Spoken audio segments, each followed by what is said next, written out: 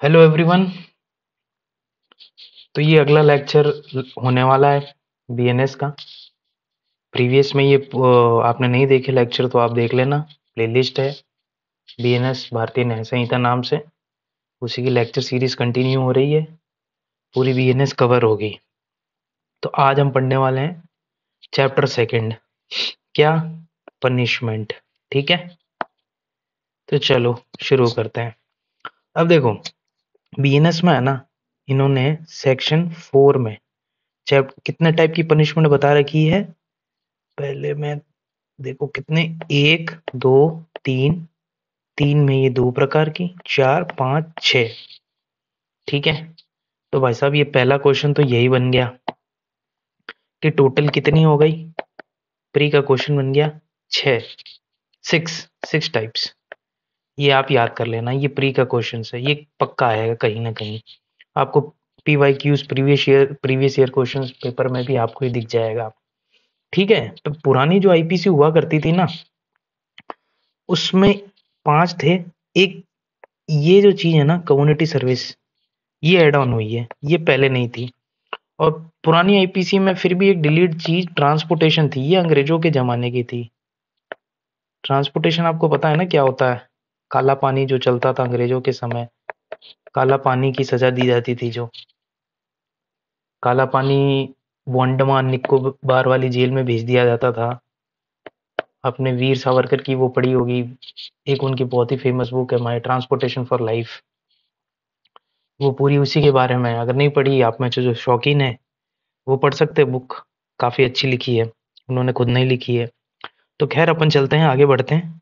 तो ये 6 प्रकार की पनिशमेंट्स है, इनको आप याद कर लेना। अब देखो, आपको ये डायरेक्ट इसमें नहीं जाना है इस पे।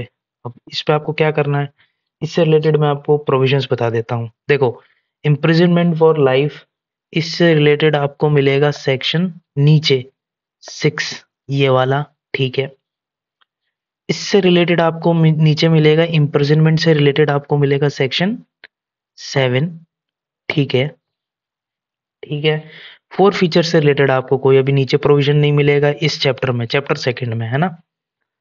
फाइन से रिलेटेड आपको एक मिलेगा सेक्शन 8। ठीक है, कम्युनिटी सर्विस ही आपको मिलेगी सेक्शन 8 में, 4 और 5 में। तो ऐसे पढ़ोगे ना, काम आसान हो जाएगा, डायरेक्ट के सामने ही लिख लेना। ठीक, समझ गए आप? इतना तो ये तो काफी आसान है, इसमें कुछ है नहीं, तो ये लिख लेना आप, है ना। मैं ये थोड़ा सा इरेज कर देता हूँ। ठीक है, आगे बढ़ते हैं। अब देखो, अब ये क्या है, कम्यूटेशन ऑफ सेंटेंस। कम्यूटेशन का मतलब, जब सीआरपीसी बीएनएसएस पढ़ेंगे तब आपको बताऊंगा मैं कम्यूटेशन का मतलब। खैर थोड़ा सा आप समझ लो, मैं आपको बताई। देखो तीन तीन चीजें आप याद रखना। एक होता है, एक मिनट, एक होता है कम्यूट करना किसी भी सेंटेंस को, एक होता है सस्पेंड करना, एक होता है रेमिट करना। ठीक है, ये आपको बीएनएस में मिलेगा। कहाँ पे मिलेगा? चैप्टर 34 में, पार्ट ई में। वहां पे आपको सेक्शंस मिलेंगे, कहाँ से कहाँ तक, 472 से 477। वहां पे जब अपन पढ़ेंगे ना, तो इसको डिटेल में मैं आपको अभी एक आइडिया दे देता हूँ। अब देखो, कम्यूटेशन क्या होता है ना, कुछ नहीं होता। आप क्या करते हो, सब्स्टिट्यूट कर देते हो, या फिर आप चेंजिंग नेचर उस पनिशमेंट का, changing nature of punishment. Simple सा एग्जाम्पल, पनिशमेंट क्या करते हो, जो वो जो पनिशमेंट होती है उसको आप सब्स्टिट्यूट कर देते हो दूसरी पनिशमेंट से, या फिर उसका नेचर चेंज कर देते हो पनिशमेंट से for lighter one, lighter punishment दे दी जाती है। एग्जाम्पल दूं तो मैं आपको, जैसे लाइफ इम्प्रिजनमेंट से किसी की पनिशमेंट इम्प्रिजनमेंट में चेंज कर देना, ये कम्यूटेशन है। ठीक है, सस्पेंशन, उसकी पनिशमेंट रोक देना, टू स्टॉप।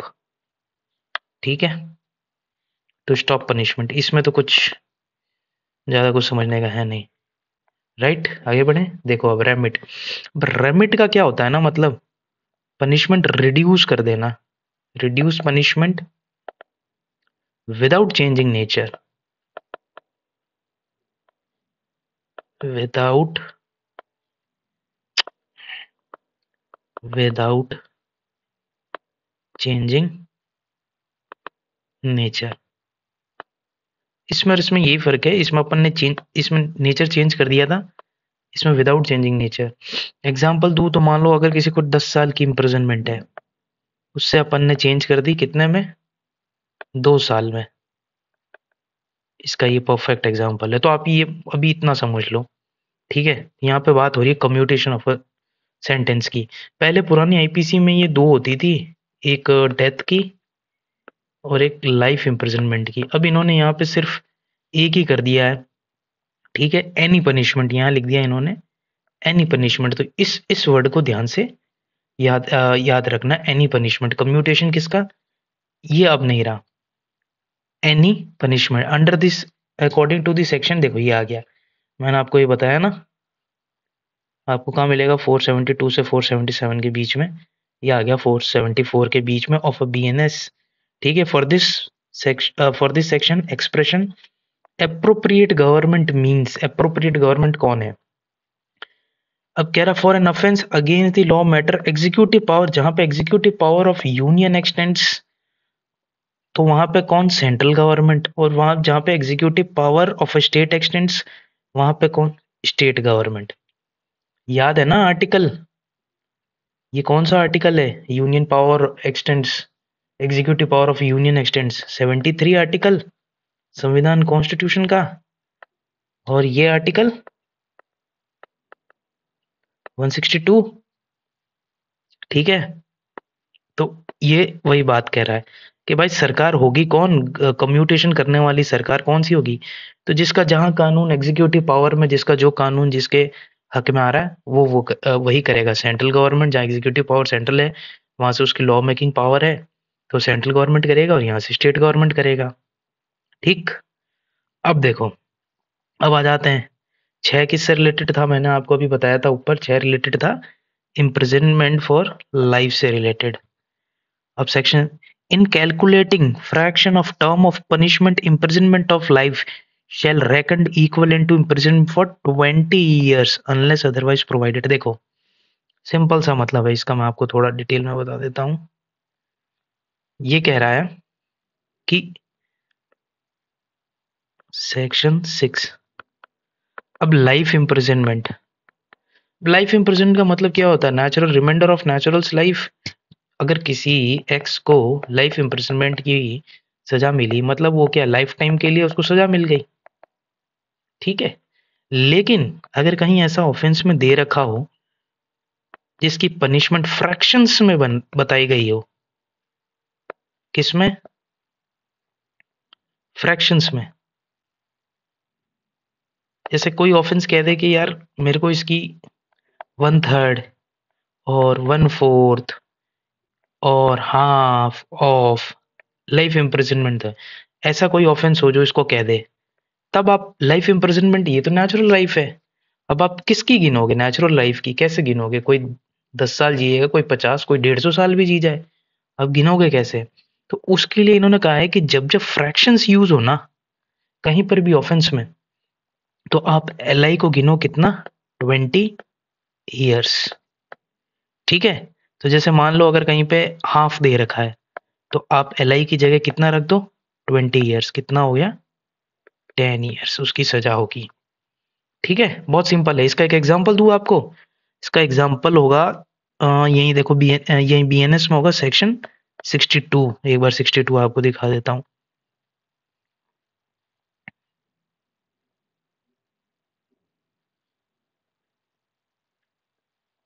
62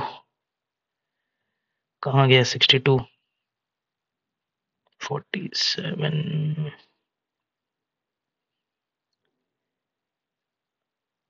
ये देखो, हुएवर अटेम्प्ट्स, ये अबेटमेंट से रिलेटेड है। मैं आपको अबेटमेंट पढ़ाऊंगा ना तब समझा दूंगा। अभी आप देख लो, ये कह रहा है कि कोई भी ऐसा अबेटमेंट जिसकी सजा यहाँ पे देखो, फॉर ऑफेंस विच में एक्सटेंड टू हाफ अबेटमेंट। याद अबेटमेंट का क्या होता है? अबेटमेंट देखो, मैं आपको डिटेल अभी अभी अभी इसको शॉर्ट में बता देता हूँ। अबेटमेंट या तो उसकी जो ऑफेंस होता है, या तो उसकी सजा प्रेस्क्राइब होती है कि भाई आप एक पर्टिकुलर, जैसे अम, कौन सा एग्जांपल दूं आपको, जैसे ये आपको बीएनएस में मिल जाएगा 309 I guess, abetment of suicide. तो उसमें सजा दे रखी है 8 ईयर्स। ठीक, तो अबेटमेंट आपको उतना मिल जाएगा 8 ईयर्स में। और कहीं दे रखा है आपको कि सजा प्रेस्क्राइब नहीं है, ठीक है, कि भाई कैसे करें आप सजा। तो उस टाइम में क्या होता है ना, अगर कोई एक्सप्रेस प्रोविजन नहीं है, एक्सप्रेस प्रोविजन नहीं है, बस अभी अब डिटेल में नहीं बताऊंगा, बाद में बताऊंगा। तो कितनी मिलती है? Same as offence, same as offence. अब मान लो ये ऑफेंस कितना है, लाइफ इम्प्रिजनमेंट है कोई ऑफेंस, ठीक।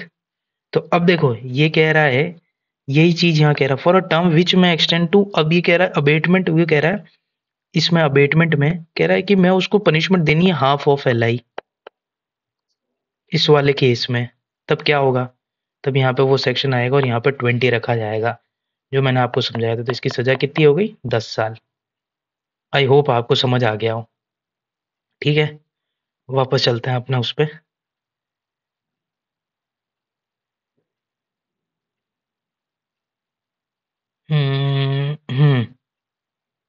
सेक्शन 6 हो गया।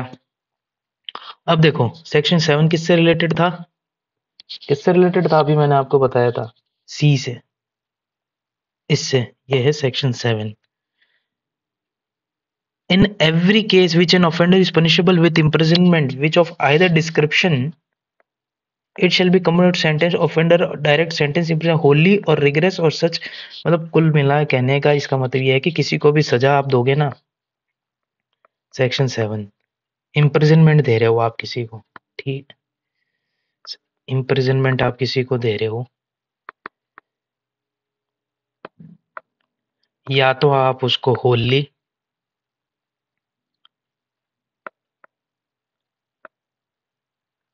सिंपल दे दो, या होली रिगरस दे दो, या फिर पार्टली रिगरस दे दो, या सिंपल दे दो। दोनों मिला करके दे दो, आधी ये, या फिर थोड़ी ये, जैसे भी आपको देना है उस हिसाब से दे लो, सिंपल। सेक्शन 7 में कुछ समझने लायक है ही नहीं।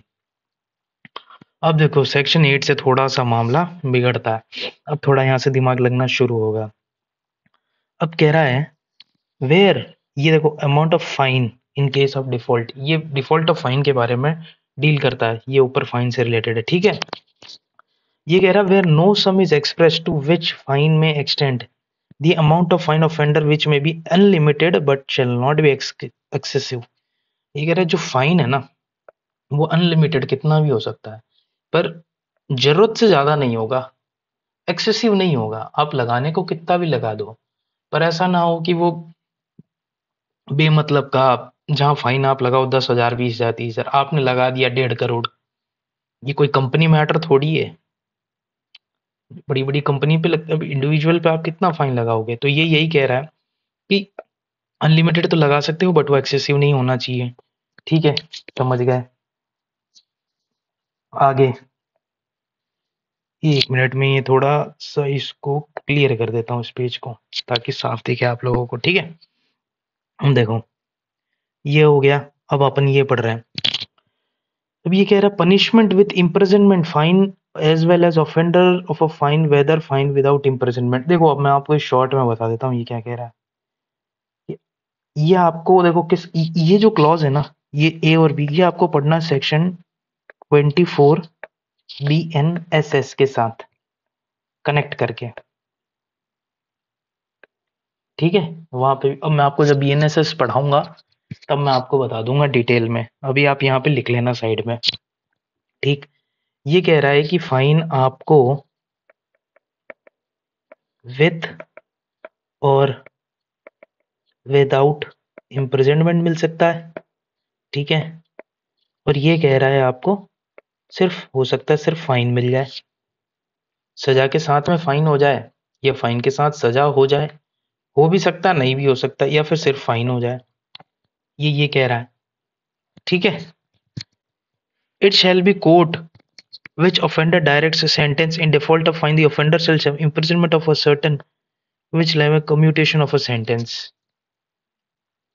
कुल मिला के मैंने इट शैल बी एक्सेस मतलब ये कह रहा है कि अगर आप फिर डिफॉल्ट कर गए ना, फाइन आपको हुई और आपने डिफॉल्ट कर दिया, तब उसकी आपको एक्सेस में सजा मिलेगी।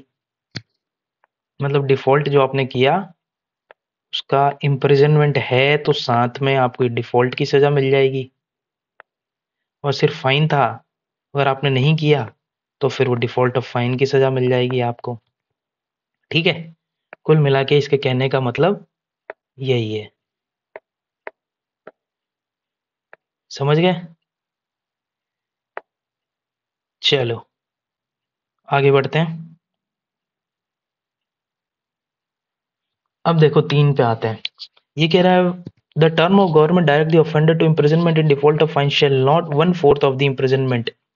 ये देखो मैंने आपको कहा ना, मान लो आपको यहाँ थोड़ा साइड में बता देता हूँ, फाइन के साथ में इम्प्रिजनमेंट हो गई, तो यहाँ पे जो कितनी ये फाइन इम्प्रिजनमेंट की सजा कितनी मिलेगी, तो यहाँ पे इस फाइन का 1/4, हद से हद 1/4 ऑफ ये इम्प्रिजनमेंट है ना, ऑफ मैक्सिमम इम्प्रिजनमेंट। मान लो कोई ऐसी सजा है जिसने उन्होंने कहा 2 साल से लेकर के 4 साल तक सजा हो सकती है, तो यहाँ पे 1/4 ऑफ 4 तो कितनी हो गई, 1 साल की सजा। तो ये 3 यही कह रहा है, मैंने आपको एग्जाम्पल से समझा दिया शॉर्ट में। ठीक है, चलो आगे बढ़ते हैं। Imprisonment in which court impose default of a payment of a fine और in default of community service. अब देखो फाइन के साथ ये नई चीज जो ऐड हुई ना, ये इसको भाई हाईलाइट कर देना, जो भी नई नई चीज ऐड हो रही है उसको आप हाईलाइट करते जाना। कम्युनिटी सर्विस, और कहाँ है कम्युनिटी, ये रहा कम्युनिटी सर्विस, ये हाईलाइट करते जाना। ऐसा हाईलाइट कर दोगे ना तो कभी भी आगे पढ़ोगे तो पता रहेगा कि हाँ ये चीज है, ये ऐड हुई है, नहीं ये पुरानी चीजों में नहीं था। जो फर्स्ट टाइम पढ़ रहा हूँ उनके लिए कोई प्रॉब्लम नहीं है, जो पुराने आईपीसी स्टूडेंट पढ़ चुके हैं वो मेरी बात समझ रहे होंगे मैं क्या कहना चाह रहा हूँ। ठीक है, आगे बढ़ते हैं। इन फाइन इन कॉमन, अब देखो ये कह रहा है कि अब जो भी अगर इन पेमेंट ऑफ अ फाइन में डिफॉल्ट में सजा हुई है या कम्युनिटी सर्विस में हुई है, ऑफ कोई भी डिस्क्रिप्शन की हो सकती है, मतलब सिंपल भी हो सकती है या रिगरस भी हो सकती है। ठीक, इसका कहने का मतलब ये है, सिंपल सा है। आगे बढ़ते हैं।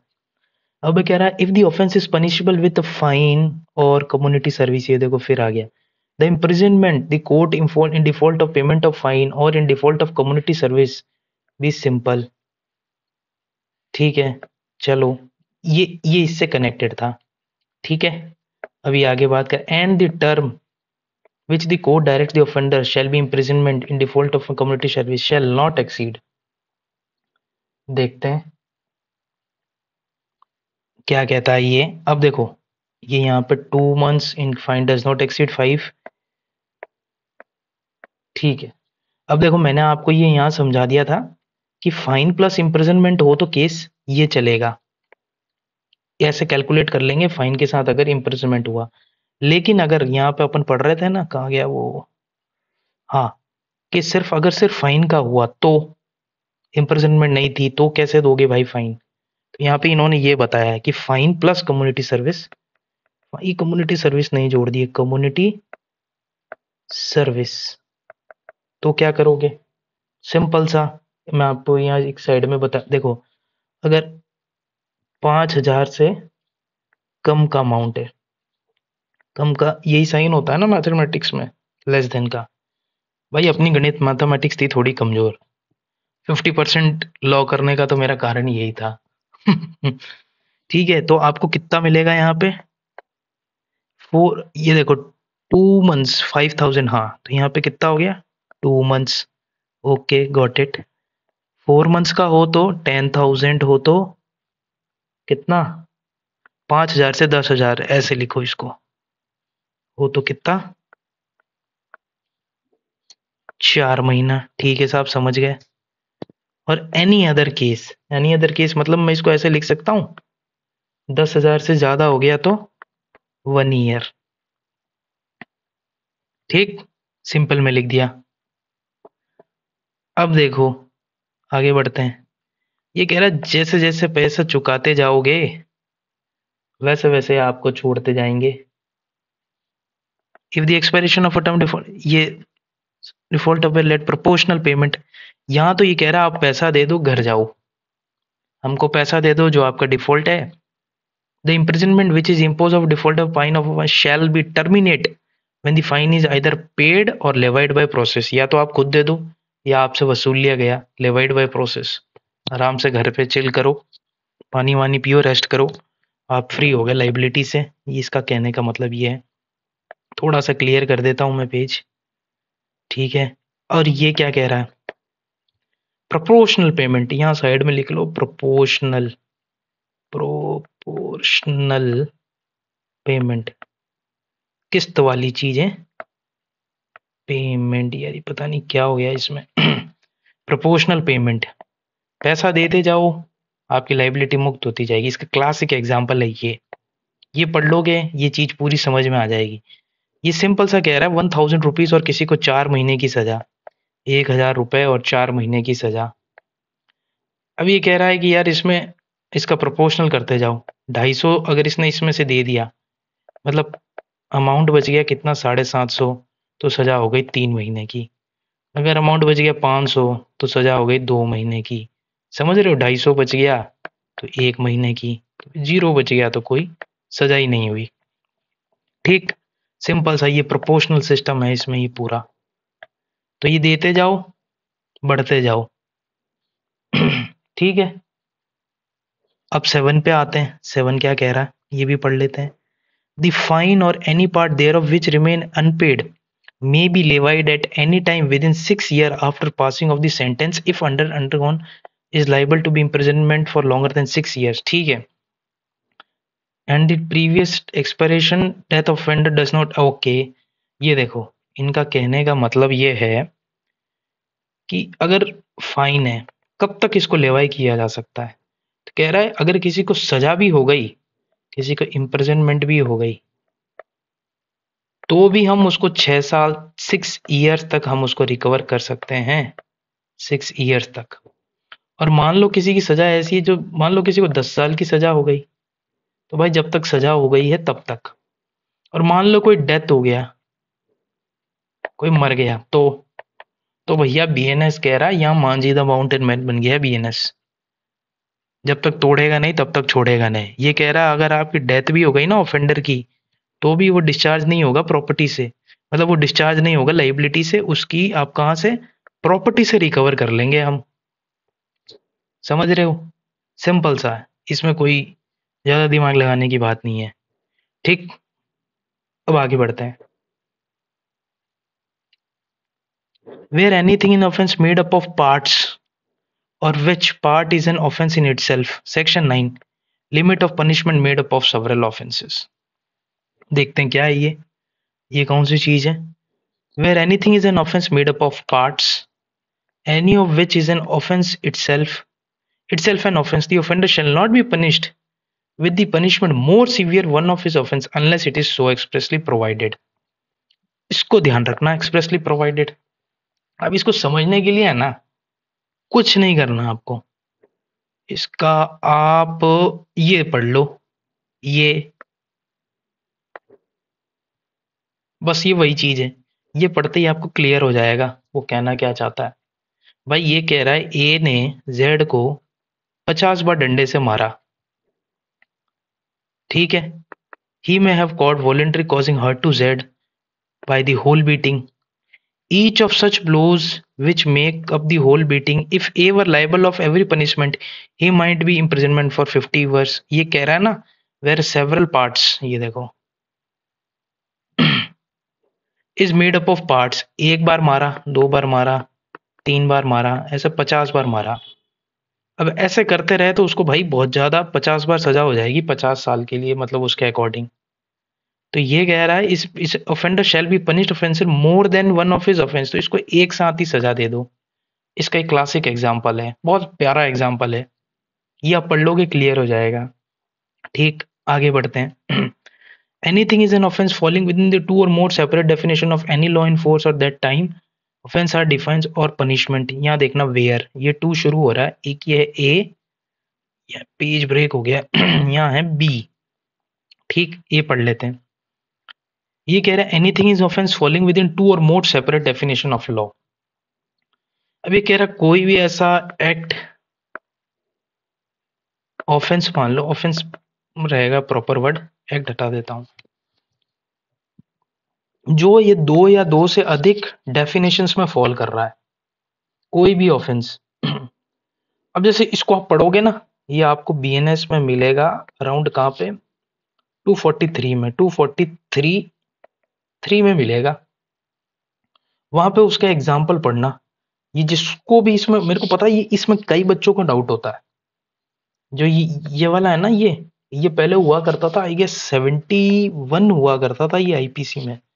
इसमें हर किसी को डाउट होता है, तो आपको अगर कभी भी डाउट होना कि यार मुझे इसका एग्जाम्पल चाहिए, यहाँ पे आप इसको 243 बीएनएस का जरूर पढ़ना। वहां पे 243(3) वहां पे बहुत सारे इलिस्ट्रेशन है, वहां से आपको चीज ऐसी क्लियर होगी ना, बहुत।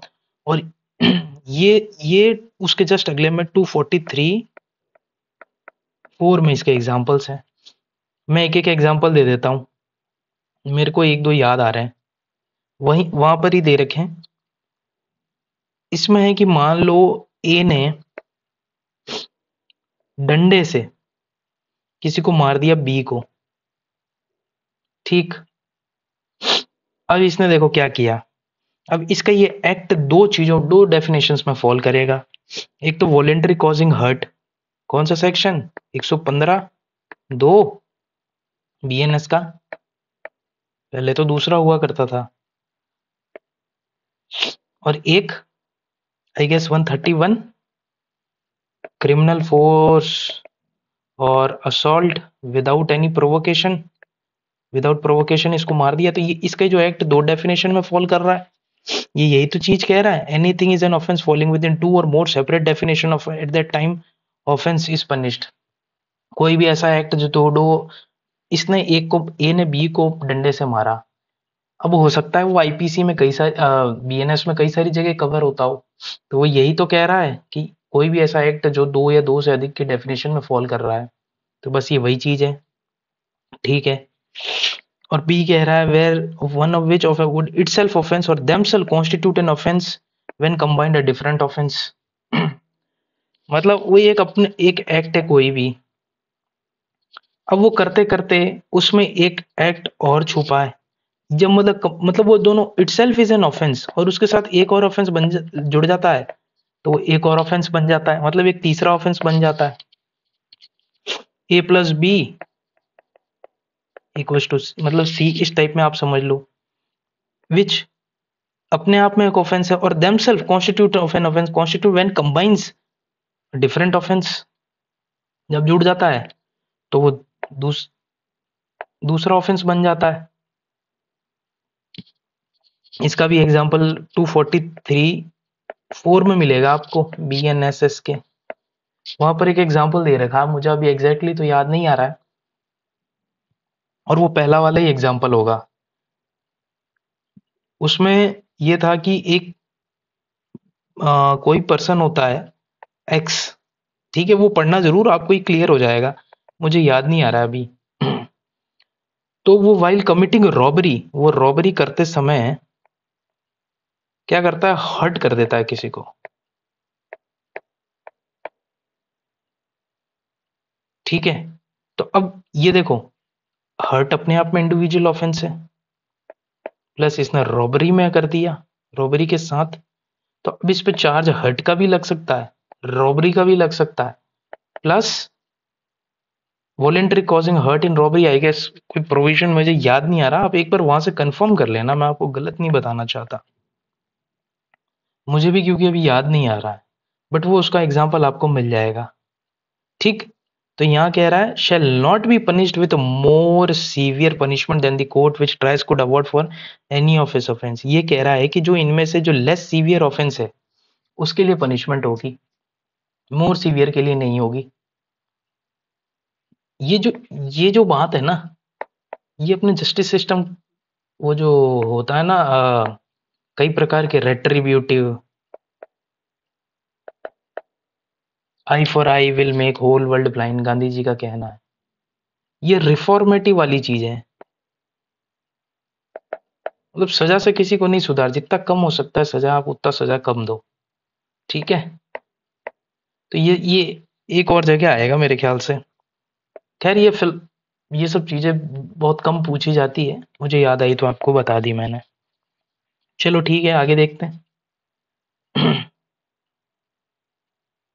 अब देखो ये कह रहा है section 10, in all cases which judgment is given that the person is guilty of one of several specified in the judgment, but that is doubtful of which of these offense is a guilty, the offender shall be punished for the offense which is lowest punishment। ये बस वही बात हो गई, मैंने अभी जो आपको रिफॉर्मेटिव वाली बात बता रहा था कि यहाँ पर भी लोवेस्ट पनिशमेंट दी जाएगी।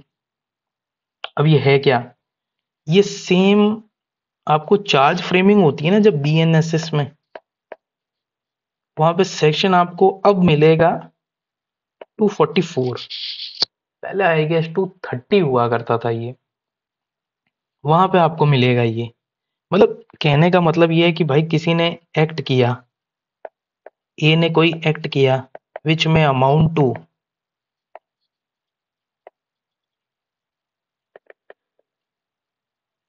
थेफ्ट, ठीक है, रिसीविंग स्टोलन प्रॉपर्टी,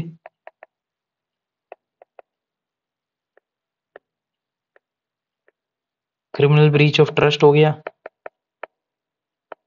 ठीक, या चीटिंग हो गई।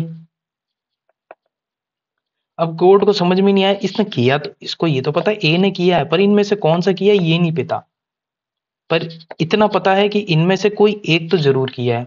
कोर्ट क्या कर देगा, चार्ज फ्रेमिंग कर देगा सबको। चार्ज फ्रेमिंग अभी मैं बीएनएस आपको पढ़ाऊंगा, तब बीएन जो फर्स्ट टाइम पढ़ रहे हैं बीएनएसएस, तो उसमें क्या होता है, सर पे चार्ज फ्रेम होता है, चार्ज फ्रेम पे फिर जजमेंट आता है। तो अब देखो जजमेंट देते समय कोर्ट को पता तो है कि भाई ए ने इनमें से कोई तो किया है जजमेंट में, ठीक है, पर इनको सजा किस दे, अगर ऐसी सिचुएशन अराइज हो जाए तो offender shall be punish with offence with the lowest punishment. ये मैंने आपको इतनी सारी चीजें बताई थी ना, cheating, criminal breach of trust, theft, उसमें से जो भी जो लोवेस्ट, जिसकी लोवेस्ट पनिशमेंट है वो दी जाएगी, ठीक है। चलो अब फटाफट नई चीज आ गई, सोलेटरी कन्फाइनमेंट, ये पढ़ लेते हैं, पेज थोड़ा क्लियर कर लेते हैं, साफ सुथरा, स्वच्छ भारत स्वच्छ स्क्रीन। देखो सोलेटरी कन्फाइनमेंट, सोलेटरी कन्फाइनमेंट क्या होता है, अकेले में रहना, अकेले में छोड़ देते हैं एकांत में। अंडा सेल का आपने नाम सुना है, कहीं ना कहीं टीवी सीरीज में देखा होगा, असली में जेल देखी है। एडवोकेट होने का यही फायदा है कि आपको कभी कभी जेल जाने को मिल जाता है, देखने को मिल जाता है। मैं गया था, जो फिल्म में दिखाते हैं काफी उससे अलग हटके होता है। जो भी आप में से जो जेल विजिट पे गए होंगे अपने इंटर्नशिप डेज में या फिर कभी एडवोकेसी के दौरान, तो आपने विजिट किया होगा, काफी कुछ अलग होता है। चलो उस बारे में कभी और चर्चा करेंगे, अभी तो अपन काम की बात करते हैं, ठीक है। अब देखो सोलिटरी कन्फाइनमेंट अंडर दी संहिता, ये एक तरह का क्या है, रिगरस इम्प्रिजनमेंट दी जाती है तब सोलिटरी कन्फाइनमेंट दी जाती है। जो ऊपर था ना types of punishment, imprisonment, simple और रिगरस, तो जब रिगरस दी जाती है तो सोलिटरी कन्फाइनमेंट मतलब इसमें अकेले में रखा जाता है आपको। वो फिल्मों में दिखाते हैं सलाखें होती है, उसके पीछे आपको एक रूम में रख दिया जाता है, वैसा नहीं होता है। बड़े बड़े रूम होते हैं जेल में, जहाँ ऑफेंस के हिसाब से अलग अलग अपराधी डेजिग्नेट किए जाते हैं, और कई सारे वहीं नीचे बिछा करके एक साथ रहते हैं, उनका सामान ऊपर कील पे खूंटे पे टंगा रहता है। खैर वो छोड़ो, तो यहाँ सोलेटरी कन्फाइनमेंट होता है। रिग्रेस इम्प्रिजनमेंट का होता है not exceeding 3 months in a whole, ये कह रहा है कि आप सोलिटरी ये बहुत इंपॉर्टेंट क्वेश्चन है, ये प्री का क्वेश्चन है। 3 महीने से ज्यादा दे ही नहीं सकते सोलिटरी कन्फाइनमेंट। ठीक है, ओके, समझ गए साहब, नहीं दे सकते। आगे अब देखो, ये 3 चीजों में इन्होंने बांटा है कि सोलिटरी कन्फाइनमेंट कब कब कितना किया जा सकता है। अगर a time not exceeding 1 month if the term imprison shall not exceed 6 months. अगर आपको 6 महीने से कम की सजा मिली है इन टोटल इम्प्रिजनमेंट, तब आपको सोलिटरी कन्फाइनमेंट मैक्सिमम 1 मंथ का मिल सकता है। अगर आपको 6 महीने से मान लो 1 साल की सजा मिली है, तो आपको मैक्सिमम कितना, 2 महीने मिल सकता है। जब 1 साल से ज्यादा की सजा हो, तब आपको 3 महीने आपको सोलिटरी कन्फाइनमेंट मिल सकता है। ये बाइफरकेट है, ये इस हिसाब से चलता है। अब देखो लिमिट ऑफ सोलिटरी कन्फाइनमेंट, थोड़ी लिमिट, अभी इसकी लिमिट देख लेते हैं कैसे क्या है। चलो आगे बढ़ते हैं, लिमिट भी देख लेते हैं। इन एग्जीक्यूटिव सेंटेंस कैसे दिया जाएगा, अब इसका प्रोसीजर है, ये प्रोसीजर। ठीक, थोड़ा क्लियर कर देता हूं मैं। चलो ठीक है साहब, प्रोसीजर बता दो। Shall not in no case exceed 14 days at a time. एक बार में मैक्सिमम कितना, 14 days। ठीक है, सब समझ गए, आगे बढ़ो। With intervals period with solitary confinement less than such period. मतलब देखो, ये कहने का मतलब है कि सोलिटरी कन्फाइनमेंट आपको दिया,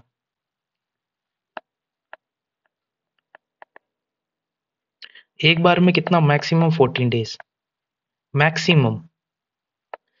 जितना यहाँ दिया ना, प्लस उतना ही आपको उसका ब्रेक देना पड़ेगा। अगर 7 दिन का दिया तो 7 दिन का ब्रेक, 8 दिन का दिया तो 8 दिन का ब्रेक, मैक्सिमम 14 दिन का दिया तो 14 दिन का साथ में अगला उसको ब्रेक देना पड़ेगा, मतलब सोलिटरी कन्फाइनमेंट से हटाना पड़ेगा उसको। ठीक, सबके साथ रखना पड़ेगा।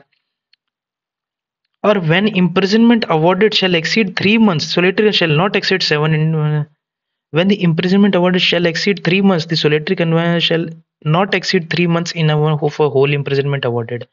देखो ये कह रहा है कि when imprisonment awarded shall exceed 3 months, जब 3 महीने से ज्यादा की आपको सजा मिलती है, तब सोलिटरी कन्फाइनमेंट शेल, ये सोलिटरी, ये वो नॉर्मल सजा कह रहा हूं मैं, मतलब इम्प्रिजनमेंट सिर्फ, इसको सोलिटरी कन्फाइनमेंट मत समझ लेना। सोलिटरी कन्फाइनमेंट ये है, तो ये कह रहा है जब आपको 3 महीने से ज्यादा की सजा मिलती है, तो solitary confinement shall not exceed 7 days in a month. मतलब 1 महीने में कितना, 7 दिन। ठीक है, समझ गए। In a whole with intervals of a period solitary of not less than duration of a such period. फिर वही बात, मतलब 7 दिन की मिली 1 महीने में आपको इतना, तो फिर प्लस 7 days के बाद आपको इसको ब्रेक देना पड़ेगा, वही 7 दिन का। ऊपर वाली बात, कोई विशेष कुछ समझने को है नहीं इसमें। ठीक, अब आ जाते हैं आज के लास्ट पे, लास्ट सेक्शंस पे। Enhanced punishment of a certain offence after previous conviction. देखो, इसमें इन्होंने कुछ नहीं बोला। ये कह रहा है अगर आप चैप्टर 10 में और चैप्टर 17 में, यहाँ 10 लिख देता हूं मैं, थोड़ा सा क्लियर कर दे क्या। ये कह रहा है चैप्टर 10 में और चैप्टर 17 में कोई भी ऐसा ऑफेंस है जिसकी जो पनिशेबल है 3 years और अपवर्ड्स, आपने उसका ऑफेंस किया एक बार, फिर आपने फिर से अगली बार नेक्स्ट टाइम या कॉन्सिक्वेंटली फिर से वही ऑफेंस कर दिया विथ लाइक पनिशमेंट, जब आपने दूसरी बार में वो सेम ऑफेंस कर दिया ना, तब आपको पनिशमेंट कितनी होगी, विच में एक्सटेंड टू 10 years और offence of imprisonment for life. फिर आपको ये सजा होगी लाइफ इम्प्रिजनमेंट की और ऑफेंस अप टू 10 years। समझ गए, ये चीज ये कह रहा है, इसमें कुछ ज्यादा कुछ समझने को है नहीं, सिंपल सी बात लिखी है। तो ये बात आप ध्यान में रखना। चैप्टर 10 क्या है, चैप्टर 10 और ये कौन सा, चैप्टर 17 बीएनएस में ये है coin, currency, bank notes, stamp, government stamp, और ये ऑफेंस रिलेटेड टू प्रॉपर्टी, यही बता दिया मैंने आपको। तो ये चीज़ ध्यान रखना, ठीक है। आज का मैं यही ख़त्म करता हूँ। आई होप आप लोगों के लिए थोड़ा ये समझने में आसानी हुई होगी। फिर आता हूँ अगले चैप्टर लेकर के। जब तक के लिए आज के लिए थैंक यू सो मच।